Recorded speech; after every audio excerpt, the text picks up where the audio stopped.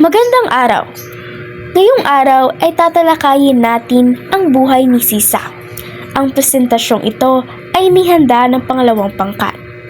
Ngunit bago ang lahat, ay alamin muna natin kung sino nga ba si Sisa. Si Sisa ay isang ina na ipinakita sa nobela na sumisimbolo sa mga kababaihang nagdusa sa ilalim ng hindi makatarungan at mapang-abusong sistema ng mga Kastila.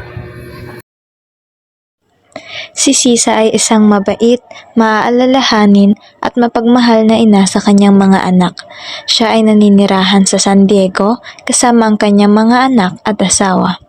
Si Basilio ang panganay na anak ni Sisa na isang sakristan at si Crispin ang bunsong anak na isa ring sakristan na pinarusahan dahil sa hindi makatarungang akusa ng pagnanakaw ng pera sa simbahan.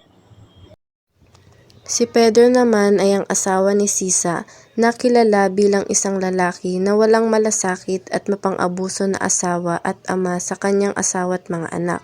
Ito ang naging isa sa mga dahilan ng paghihirap ni Sisa na nagdulot sa kanya ng pagkawala ng katinuan nang mawala ang kanyang mga anak. Ano ang papel niya? Ang kanyang papel sa kwento ay pinapakita sa pamamagitan ng kanyang pagmamahal at sakripisyo para sa kanyang mga anak.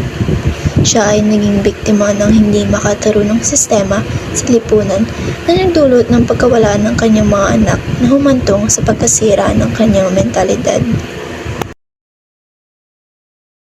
Mga paghihirap na dinanas, siya ay inabuso at minaltrato ng kanyang asawa. Ang kanyang mga anak ay nawala sa kanyang piling, ang kanyang pag-iisip ay nasira at tuluyang nawala sa katinuan. Naging palaboy matapos mawalan ng katinuan dahil sa pagkawala ng kanyang mga anak. Inapi at binugbog ng mga gwardya sibil.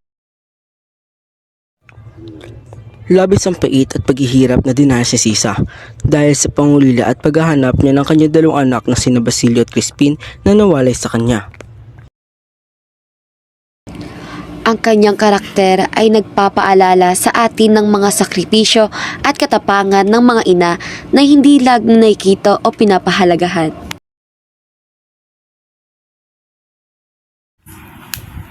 Ngayong may alam na kayo sa buhay ni Sisa, dumako na tayo sa isang pagsasanay. Kaya kunin niyo na ang inyong mga quiz booklet upang maumpisahan na natin ang pagsasagot.